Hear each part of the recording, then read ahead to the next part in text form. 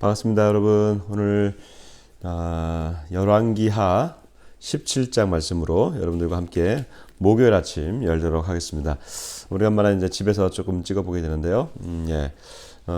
역시 이제 집에서 찍으면 이게 조명이 잘 안 돼서 이렇게 생얼굴 그대로 나와서 제가 참 죄송합니다만, 어쨌든 이제 하나님 말씀을 같이 나누는데 무슨 장소와 이런 것들이 필요하겠습니까? 오늘은 17장 말씀 나누는데요. 열왕기하 17장 말씀은 이스라엘 백성이 이제 북이스라엘 백성이 완전히 멸망하는 좀 슬픈 얘기입니다. 북이스라엘의 마지막 왕이 호세아가 선지자가 있죠.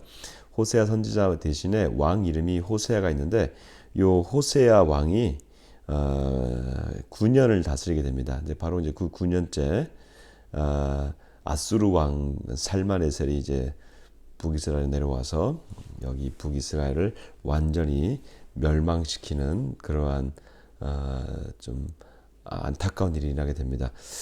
사실은 이미 그 전에 베가 왕 때부터 디글랏빌레셀이라고 하는 아수르 왕의 아수르의 이제 대왕이 있었죠.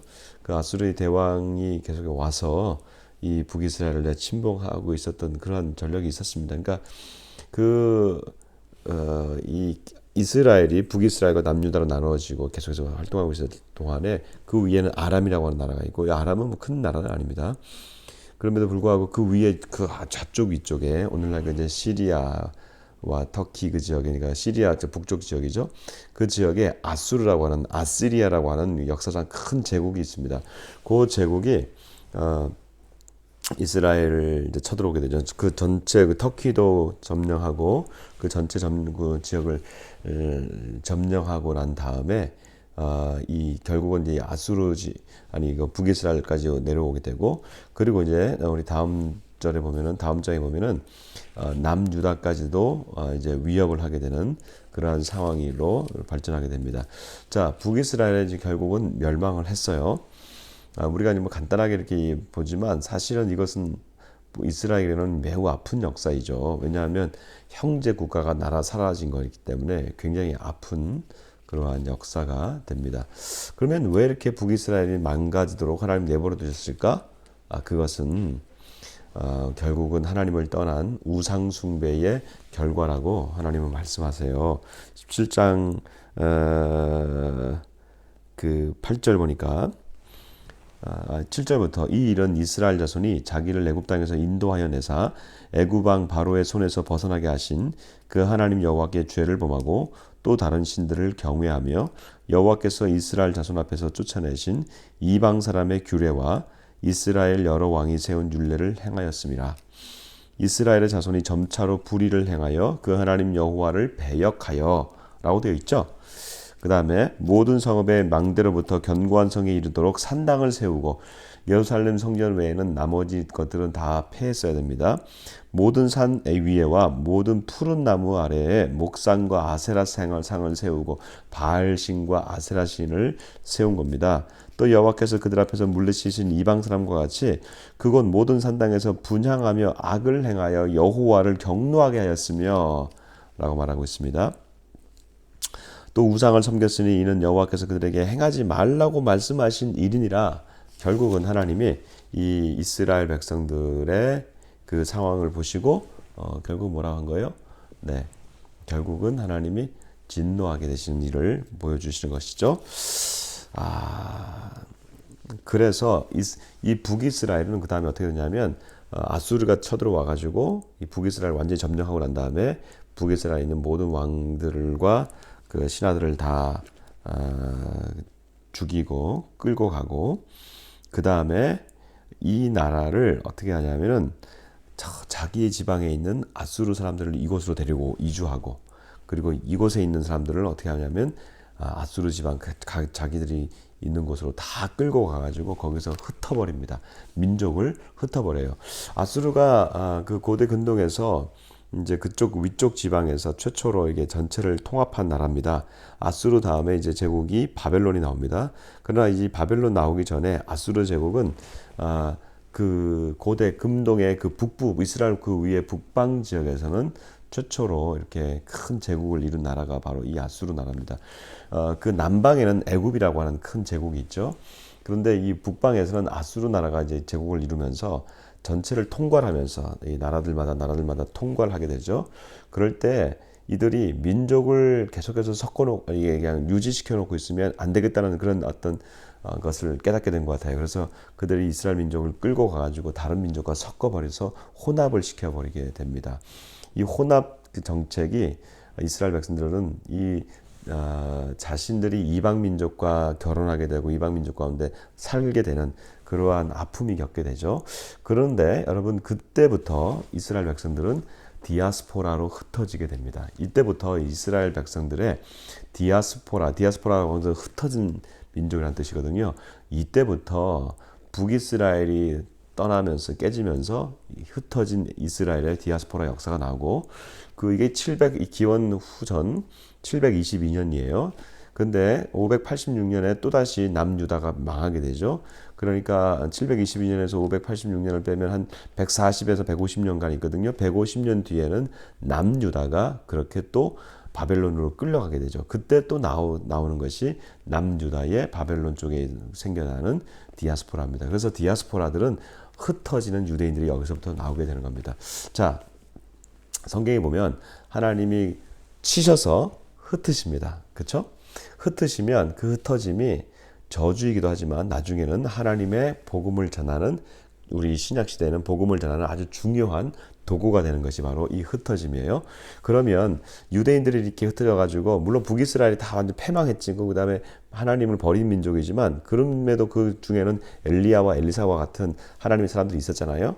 그 얘기는 뭐냐면 경건한 유대인들이 있었다는 얘기예요. 북이스라엘 중에서도 이들이 흩어지고 또 남유다에서도 경건한 유대인들이 흩어져서 끌려가서 포로로 됐잖아요. 그들이 흩어져 가지고 예수님 오시기까지 이들이 무엇을 하냐 하면 성경을 번역하게 됩니다. 나중에 보면 이 구약 성경을 예수님 오시기 전에 당시에 중요한 헬라어 히브리어에 있던 구약 성경을 구약 성경을 헬라어로 번역시켜서 당시 세계 문화가 헬라어 문화였거든요. 그래서 구약 성경을 당시 세계인이 쓰고 있는 헬라어로 바꾸는 사람들이 바로 이 디아스포라 유대인들이 되는 것입니다. 흩어지는 사람들은 물론 그들은 저주이고 아픔이지만 하나님은 또다시 흩어진 유대인 민족을 사용해 주셨던 것을 알 수가 있고 신약 시대에 교회가 흩어짐으로 인해서 무엇가 일어나죠? 하나님의 말씀의 전파가 일어난 것입니다. 물론 오늘 이 17장 말씀은 북이스라엘의 이 저주로 인해서 결국 하나님 앞에서 패망하게 되는 것을 보지만 우리는 그 얘기를 많이 들었으니까 오늘은 다른 측면에서 접근했으면 좋겠어요. 우리가 하나님을 더 잘 섬겨야 되겠지만 또 한편으로는 하나님 앞에서 두드려 맞는 것이 다시금 일어나는 흩어지는 역사가 일어나서 그것이 저주가 축복이 되는 역사가 일어났으면 좋겠습니다. 우리 민족도 그렇습니다. 남북이 이렇게 흩어지고 갈라져서 이렇게 됐지만 남한 사회가 이렇게 또 한국 교회가 이렇게 건강하게 또 자라나게 되었던 것도 바로 이 흩어짐의 결과이고 한민족이 또 다 세계로 흩어져 가지고 가는 곳마다 교회를 세우지 않습니까? 이런 또 흩어짐의 역사가 우리 구약에 일어났던 흩어짐의 역사가 근세 현대에서는 우리 한국의 흩어짐의 역사, 한국 교회의 흩어짐의 선교의 역사가 일어났다는 것은 너무 감사한 일이죠. 저는 이런 역사가 우리 교회 가운데서 계속 일어났으면 좋겠고요. 우리는 흩어지는 교회, 주중에는 사랑방으로 흩어지고 다시 또 모여서 우리가 예배하고 그리고 또 우리 사역자들은 또 우리가 함께했던 우리 귀한 동역자들을 또 흩어뜨려서 또 교회를 개척하는 안디옥 프로젝트 이런 일들을 하고 있는 또 귀한 그런 정신을 담아가는 흩어지는 교회, 다시 모여서 예배하는 교회 그렇게 되었으면 좋겠습니다. 여러분 사랑하고 축복합니다. 오늘 한 주간 오늘 하루 목요일인데요. 목요일이 되면 벌써 저는 이게 마음이 금요일로 지나가고 금요일이 또 토요일이 되고 이렇게 되지 않습니까? 여러분 주말을 위해서 주일을 위해서 기도해 주시고 특별히 이번 주일은 우리가 또 코로나로 굉장히 또 강해지는데 우리의 마음이 흐트러지지 않는 그런 시간 되게 해달라고 기도했으면 좋겠고요. 또 하나는 저희가 이제 새롭게 이번 주일에 저희가 새로운 목사님이 부임하게 되십니다. 청년부와 또 여러 가지 사역들을 감당하게 될 귀한 목사님도 부임하게 되시는데 새롭게 오시는 우리 목사님 우리가 또 잘 맞이할 수 있도록 12월부터 새로운 사역이 또 펼쳐질 수 있도록 여러분 같이 기도해 주시면 감사하겠습니다. 자, 오늘 북한을 위해서 양강도를 위해서 또 기도하는 날이고요. 그리고 또 오늘 중동을 위해서 기도하는 날인데 북한의 무슨 상황이 지금 점점 조금씩 심각해져 가는 것 같아요. 아무런 힘을 갖지 못하고 핵을 갖고 있어도 지금 아무런 용투림도 하지 못하고 하는 것은 하나님의 강한 코로나로 인해서 누르심입니다. 그다음에 중동과 이스라엘 세계가 굉장히 중요하게 판을 치고 있는데 지금 이스라엘도 지금 그 중동도 그렇고 이스라엘도 그렇고 제가 지난주에 말씀드린 대로 새로운 지금 큰 변화의 물결이 중동 지역에서 일어나고 있습니다. 그 이스라엘과 중동의 새로운 변화들, 영적인 변화들, 이슬람이 서서히 뭐랄까요, 이 어려운 시기에 이들이 좀 흔들리고 있거든요.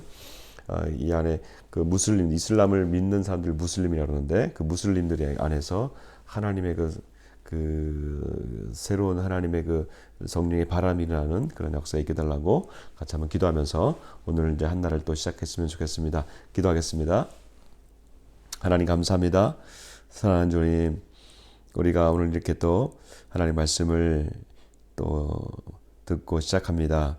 하나님, 북이스라엘이 결국은 하나님의 그 심판으로 해서 망했지만 그러나 그 심판이 심판으로 끝나지 아니하고 또 하나님 그들의 흩어짐으로 말미암아 또 후에 예수 그리스도가 오시는 것을 또 예비했던 것을 기억합니다.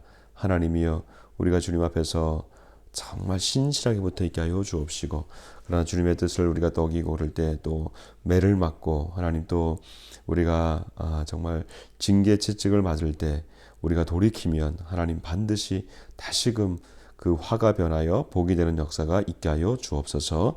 오늘 한 날도 주님 앞에 올려드립니다. 하나님 성령으로 기름 부어 주옵시고 오늘의 하나님 모든 행동이 주님 안에서 정말로 또 잘못이 없게 해주시고 타인들을 향해서 또 직장 안에서 하나님 또 행복한 관계가 일어나게 하여 주옵소서.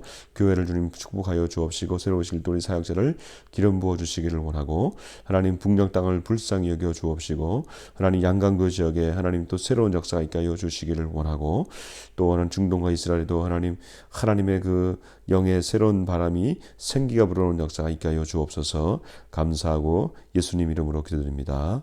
아멘.